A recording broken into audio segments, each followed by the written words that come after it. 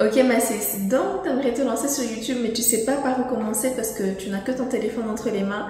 Do not worry no more. Dans cette vidéo, je vais te partager comment filmer des vidéos en haute qualité avec ton téléphone, quel type de logiciel de montage utiliser, comment faire tes thumbnails avec Canva, quel type de trépied avoir, est-ce qu'il te faut un micro, est-ce qu'il te faut des lumières, bref, t'as capté. Je vais te montrer comment est-ce que tu n'as besoin que de ton téléphone afin de pouvoir enfin te lancer sur YouTube. Let's get started. Jumbo Massi, je suis ravie de t'accueillir dans cette nouvelle vidéo. Tell me how you doing. J'espère que tu vas bien, que tout se passe bien dans ta vie. Et si ça ne va pas, que le Seigneur juste t'apporte de la joie, de la paix, du réconfort afin que ça aille mieux pronto, ok? À la suite des vidéos que j'ai fait sur comment est-ce que YouTube a changé ma vie et comment est-ce qu'on doit apprendre à se détacher, alors se détacher du perfectionnisme, j'ai reçu quelques commentaires et quelques messages privés de femmes incroyables qui aimeraient également se lancer dans l'aventure de YouTube. Et je me suis dit pourquoi pas y répondre par vidéo parce que je crois que ça pourrait aider beaucoup plus de personnes comme ça, n'est-ce pas? Disclaimer, si vous me connaissez, vous savez que j'aime bien les disclaimers. Je ne suis pas forcément une pro, je suis juste une nana comme vous, une nana comme nous toutes qui a voulu se lancer sur YouTube et qui dans son cheminement a pu apprendre quelques trucs, quelques astuces et qu'elle aimerait partager avec vous. That's all. J'aimerais partager avec vous ce que j'ai pu apprendre sur mon chemin jusqu'à présent dans l'espoir de pouvoir vous aider également à vous lancer. Comme ça, vous n'aurez plus d'excuses, ok? Et également de vous édifier. Parce qu'ici, on met Dieu dans tout ce que l'on fait. Dieu comes before anybody else. Et il est dans tous nos projets. Donc j'espère qu'il est dans ton projet également de YouTube. Et puisque j'ai dit qu'il n'y a pas besoin de grand chose, on va commencer par le matos. Alors, de quoi est-ce que tu as concrètement besoin? Quand on veut commencer un nouveau projet, souvent ce qui nous bloque, c'est de ne pas avoir tout le nécessaire que l'on croit important. Et pourtant, pour YouTube, on a vraiment besoin, pour commencer, et d'ailleurs même pour continuer, que de deux choses réellement. Un, ton téléphone et deux, un trépied.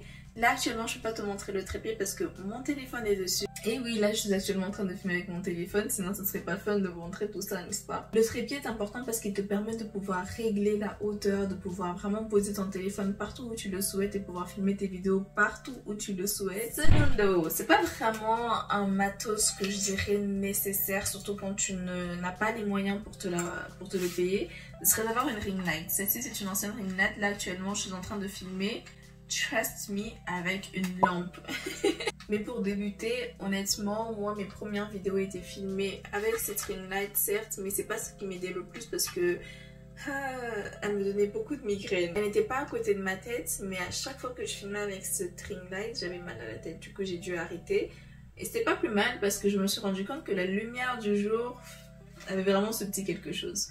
Par contre, il y a un petit bémol avec la lumière du jour, c'est que tu ne peux pas filmer à toutes les heures, tu peux pas filmer quand tu le souhaites. En soirée déjà c'est compliqué parce qu'il n'y a pas cette lumière du jour.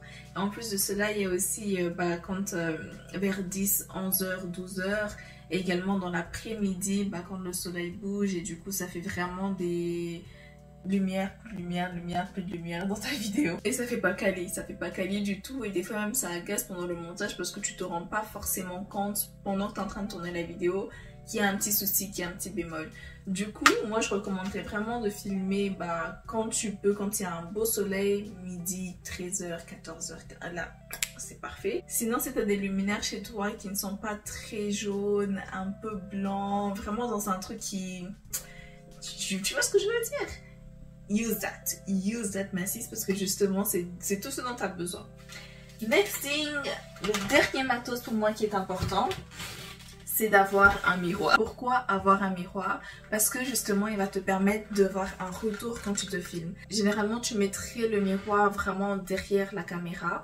Du coup ça te permettrait d'avoir un retour étant donné que tu filmes avec ton téléphone. Tu peux pas forcément voir ce que tu fais. Et sinon tu peux également connecter ton téléphone avec ton ordinateur pour pouvoir avoir un retour. C'est assez simple à faire. Je te mettrai des tutos dans la barre d'infos qui pourront t'expliquer beaucoup plus aisément comment le faire. Parce que moi j'utilise un miroir.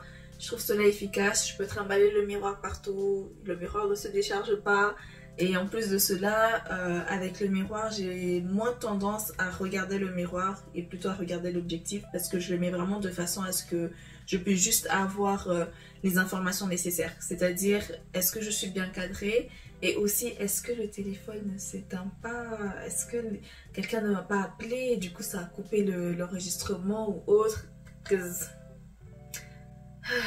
Et voilà à peu près tout ce que je recommande. Est-ce que tu as besoin d'un micro? Je ne pense pas que tu aies forcément besoin d'un micro quand tu débutes parce que c'est un budget, même si c'est un petit budget, mais ça reste un budget. Et là, j'aimerais vraiment me focaliser sur l'essentiel, ça veut dire que tu as ton téléphone, tu as 2-3 petits trucs que tu peux retrouver chez toi, and that's it. Et en plus, tu peux régler dans les paramètres de caméra de ton téléphone l'intensité de ta voix, savoir si elle prend toute la pièce, si elle filme juste avec la caméra avant, le micro pardon, avant ou le micro arrière, et également dans le montage, mais ça, j'y arrive ma sis. Maintenant, si tu veux te procurer un micro, go ahead ma sis, go ahead, parce que justement, le but est de level up, n'est-ce pas? Il y a 2-3 trucs à savoir avant de commencer à filmer avec ton téléphone. Bien avant de vouloir soit faire des vidéos face cam, vlogger ou que sais-je, il est important que tu saches comment est-ce que tu vas apporter le sujet, de quoi est-ce que tu vas parler, comment va se passer ton intro, comment va se passer ton outro. Bien évidemment, laissons toujours cet espace au spontané parce que c'est ça qui va révéler qui tu es réellement, ça qui va pouvoir montrer en fait ta personnalité. Et pour ce faire, moi ce que je fais, c'est que je prends juste mon téléphone et je note par exemple le type de la vidéo. Je le fais pas pour toutes les vidéos hein, parce qu'il y a des vidéos vraiment le Seigneur me met à cœur de les filmer and then je viens devant la caméra et je commence à filmer. I trust God de mettre des mots dans ma bouche. Mais pour les fois où j'ai le temps de pouvoir penser à la vidéo et voir ce de quoi je vais parler, bah, je me pose, je prends mon téléphone, je note le titre de la vidéo, ce que je pense être le titre de la vidéo. Et je note 2-3 idées par catégorie de ce que je vais dire dans chaque idée. Ce qui me permet de vraiment savoir ce que je vais dire et de ne pas me perdre dans mes propos. Je n'ai pas fait beaucoup de vlogs, mais c'est à peu près la même idée pour les vlogs. De ce que j'ai pu apprendre également des youtubeurs que j'ai pu voir dans le monde anglophone. C'est que dans les premières scènes, tu sais à peu près ce que tu veux filmer, que ce soit un daily vlog, un weekly vlog, un monthly vlog. Tu sais à peu près ce qui va se passer, du coup tu dis ce qui va se passer, ce que tu comptes faire en tout cas. Au milieu de la vidéo, tu montres comment est-ce que c'est en train de se faire, comment est-ce que ça évolue, comment est-ce que ce que tu avais prévu de faire en début de vidéo est en train de se faire, tout simplement. Ça fait beaucoup de se faire. Et ensuite, en fin de vidéo, c'est comme si c'était un bidon, c'est la mise en place. Où mettre le trépied, comment mettre le miroir, les lumières. Essaie de faire plusieurs essais pour voir vraiment si tu es bien cadré, pour voir si vraiment la lumière tombe bien sur toi, si tu peux vraiment voir ton retour et autres. Et aussi si tu es une bavarde comme moi, je te recommanderais de prendre un petit timer, de mettre un petit timer sur ton ordinateur. Moi j'utilise mon ordinateur pour pouvoir avoir mes notes, comme là j'ai mes notes. Et ça me permet également de mettre le timer qui sonnera en fait quand j'aurai dépassé cette limite de temps. En tout cas, ça m'évite de ne pas avoir des vidéos d'1 heure à chaque fois. Lorsque tu fais ta mise en place, vérifie également que ton son est correct en essayant de parler quand tu fais quand tu te filmes, etc. Fais d'abord une première scène, juste un essai, vous savez, un peu comme quand on teste les micros en disant allô, allô. Du coup, c'est la même chose, tu te poses devant la caméra dans ton setup et tu parles un peu, etc. Et comme ça, après, pendant 30 secondes, et après ces 30 secondes, tu vas voir si le résultat te plaît, si t'aimes bien, etc. Le positionnement, l'emplacement, si on t'entend bien, etc. Surtout quand tu utilises un micro parce que tu ne sais pas toujours s'il est connecté ou autre. Donc, c'est très, très, très, très important, ma sis. Et mon dernier conseil à ce sujet est de vérifier l'espace dans ton téléphone. Je sais pas comment fonctionnent les iPhones parce que moi, je suis une team Samsung ici.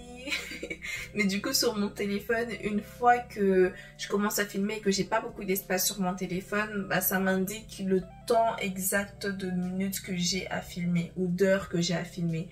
Disons par exemple qu'il me reste 59 minutes à filmer, ça va me mettre un décompte, vraiment un décompte au milieu de ma vidéo. Comme ça, moi je peux voir et savoir que il me reste 59 minutes et ensuite il me reste 48 minutes et jouer en fonction.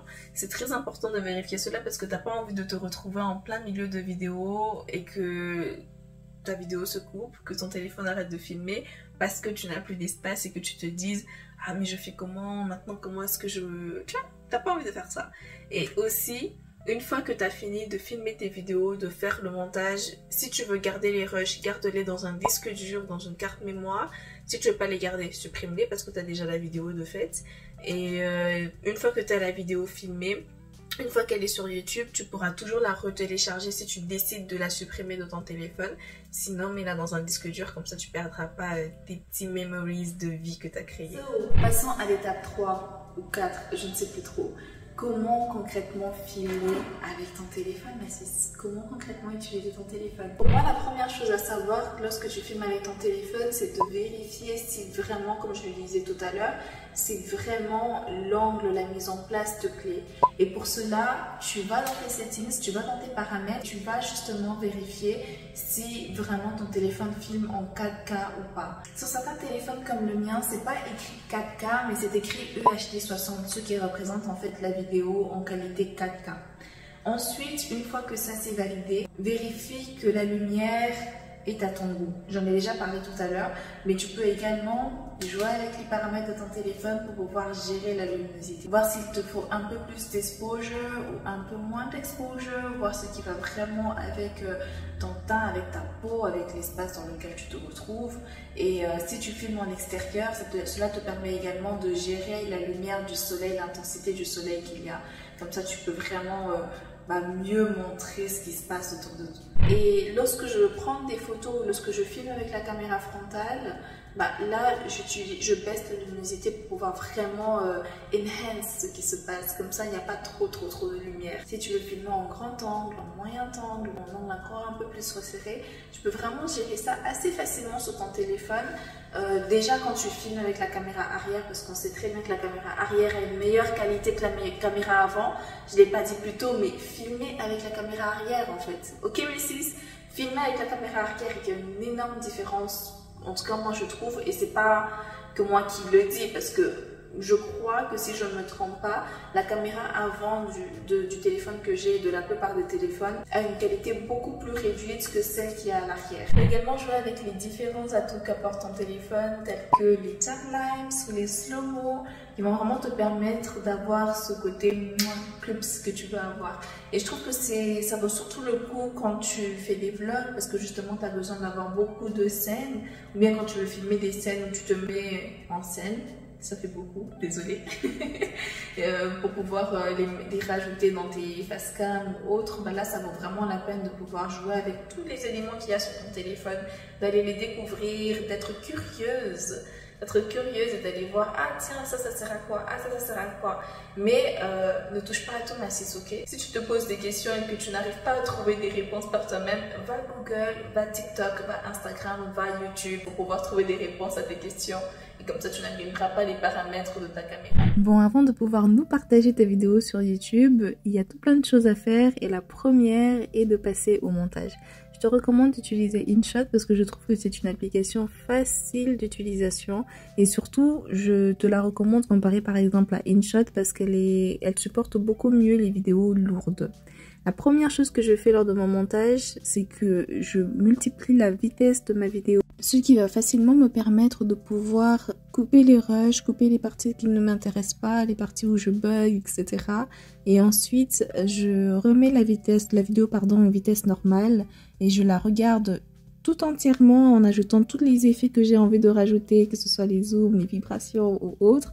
Et une fois fini, je rajoute la musique et ensuite j'écoute et je regarde ma vidéo une dernière fois. Cette étape est très importante parce qu'elle me permet de vraiment valider ma vidéo et de ne pas laisser des parties que je ne souhaiterais pas poster sur les réseaux sociaux. Sur InShot, tu as également la possibilité de rajouter tout plein d'effets, tout plein d'effets sonores, d'effets visuels. Tu peux rajouter ta propre musique, extraire de la musique à partir d'une vidéo, bref, you have the choice. Et également, une fois que tu vas dans les paramètres, descends et va dans trouver des idées. Et là, tu trouveras tout plein d'idées, des vidéos en fait que InShot nous propose et qui nous permettent vraiment de comprendre tous les effets qu'il nous propose, tous les petits trucs grave intéressants là qu'il nous propose. C'est là que tu trouveras tes idées. Ensuite, pour faire tout ce qui est miniature, tout ce qui est univers visuel de YouTube, je te conseille Canva.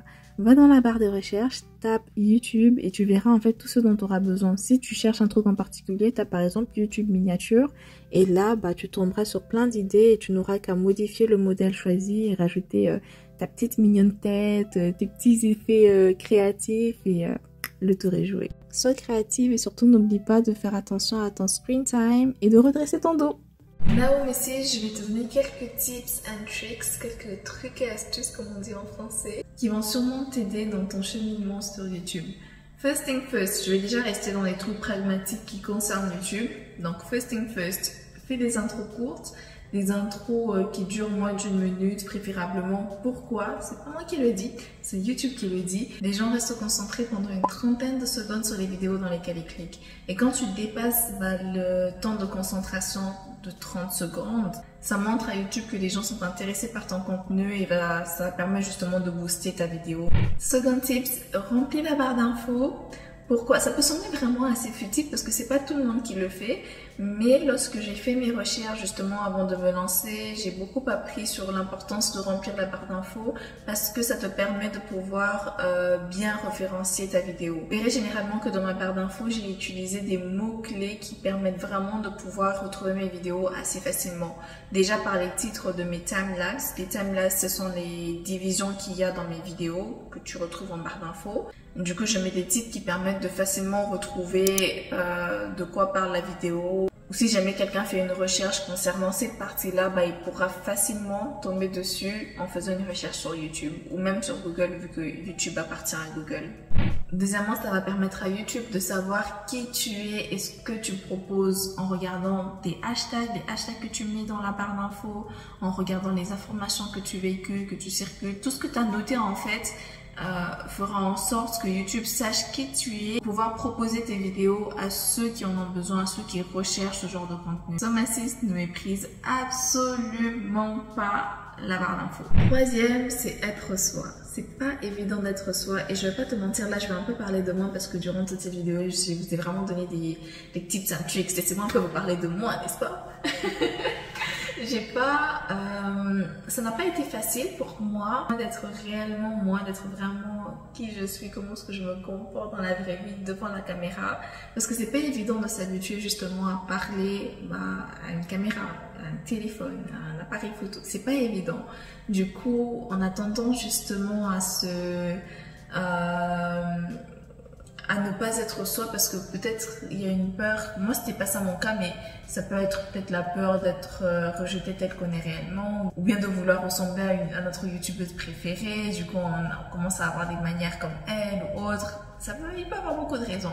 Moi c'était vraiment parce que j'arrivais pas à être totalement à l'aise. Du coup j'avais des rires nerveux que peut-être pas seul, mais vraiment là au début c'était que mon entourage qui pouvait remarquer que ce rire c'était un rire nerveux. Je ne sais pas qui sera ton audience, toi-même tu sais qui sera ton audience, mais moi j'ai choisi de parler à des stylistes. J'ai choisi en fait d'être qu'au travers de cette chaîne je puisse vraiment cheminer vers la femme de Proverbe 31, la femme que j'aspire à être, et c'est un pas que l'on fait chaque jour, et de vous accompagner avec moi parce que je pense qu'on est nombreuses à vouloir ressembler à cet idéal de femme, à cette femme selon le cœur de Dieu, comme j'aime bien dire.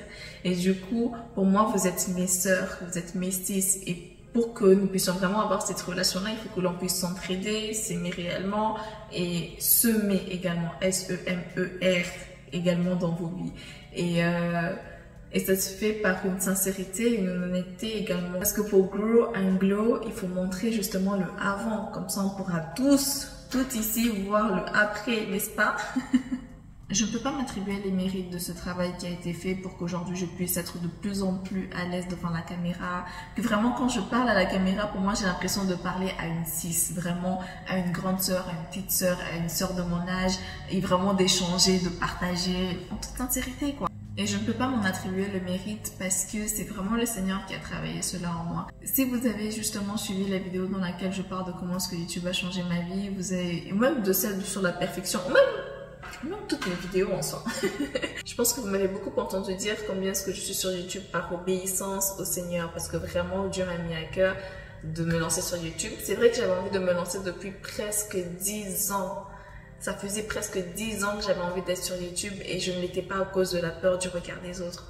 Et quand pour moi cette peur, je l'ai remise entre les mains de Dieu, Dieu m'a dit ok, là tu es prête à lancer du coup ta chaîne YouTube, et il a travaillé cette peur en moi pour qu'aujourd'hui je puisse être justement à l'aise et de ne plus avoir peur de regarder les autres, parce que comment tu le fais en fait? Toute la gloire revient vraiment à Dieu, et je ne le dis pas juste pour paraître comme étant une bonne chrétienne ou non, je suis en cheminement comme nous tous. Ici on est là pour grandir, on est là pour se rapprocher de Dieu, et c'est ça réellement qu'a été mon parcours avec YouTube jusqu'à présent, c'est que je me suis vraiment rapprochée de Dieu, hein. Vraiment j'ai pu me découvrir, j'ai pu découvrir en fait tout ce qu'il a mis en moi comme talent, comme créativité pour pouvoir, comme amour justement pour la création, pas que de contenu mais de juste la création, sa création.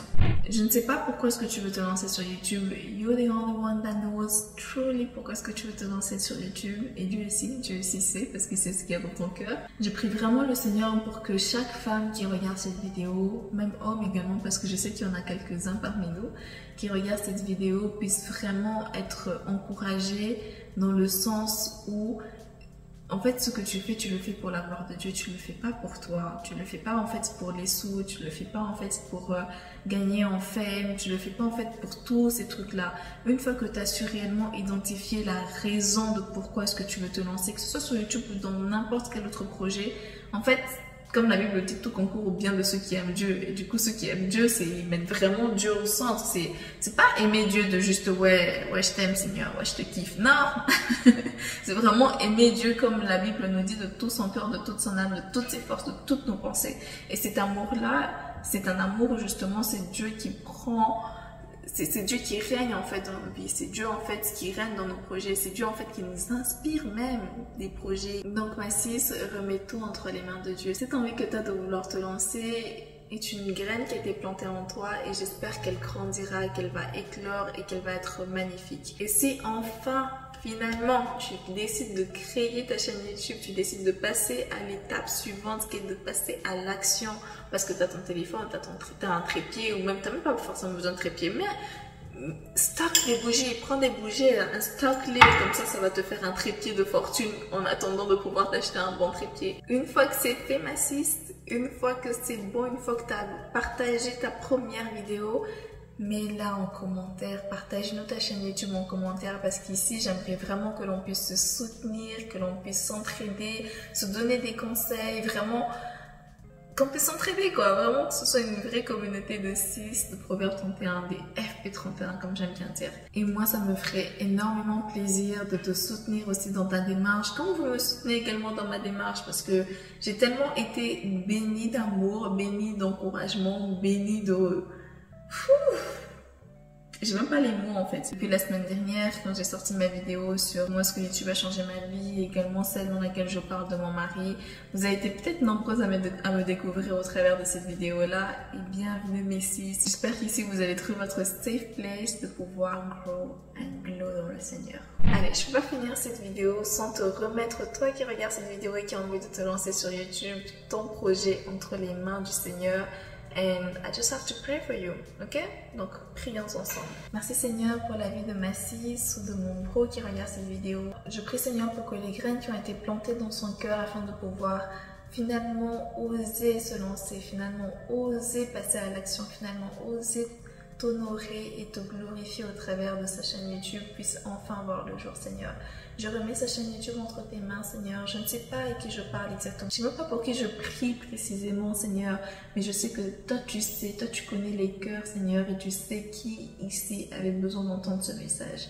Je prie Seigneur pour que tu puisses justement guider cette tis, que tu puisses guider ce bro à vraiment aller de l'avant, à se rapprocher de toi tout au long de ce processus, tout au long de ce cheminement, et à vraiment pouvoir s'épanouir sur YouTube, parce que c'est un endroit Seigneur où je pense qu'on peut vraiment s'épanouir quand on fait les choses pour toi Yahweh. Que tu puisses également leur accorder la sagesse afin de ne pas faire les choses pour des mauvaises raisons, que ce soit l'argent, que ce soit le fame ou autre Seigneur, mais de pouvoir vraiment les faire pour ta gloire Yahweh et uniquement ta gloire Seigneur. Je prie pour que tu puisses inspirer des idées innovantes, inspirer des idées qui vont justement apporter ce renouveau dont YouTube a besoin. et que leur contenu soit des contenus qui vont justement bénir des nations, Seigneur. En ton nom, Jésus, j'ai prié, nous avons prié. Amen. Alors j'espère que cette vidéo t'a plu, merci. Si c'est le cas, n'oublie pas de t'abonner, de liker, de me dire en commentaire ce que t'en penses et quel sujet t'aimerais que je traite prochainement. N'oublie pas de checker la barre d'infos parce que j'aurai mis tous les liens de tout ce que j'ai partagé durant cette vidéo. N'oublie pas d'activer la cloche de notification, comme ça tu seras parmi les premiers à être notifié quand je posterai une nouvelle vidéo. N'oublie pas de me follow sur Instagram aussi, j'essaie d'être également active là-bas autant que je peux. Et que le Seigneur te garde l'assise, tu sais, ici ma prière pour toi est toujours que tu aies la joie et la paix de Dieu au quotidien. Alors, sois béni, passe à l'action et on attend ta chaîne YouTube ou tes autres projets que tu veux lancer. Partage-les-nous en commentaire comme ça, moi et les autistes pourront venir te soutenir. Que Dieu te garde, passe une incroyable journée, fin de journée, matinée, soirée, peu importe l'heure à laquelle tu regardes cette vidéo. Je te fais des gros bisous, à très vite, ciao ciao.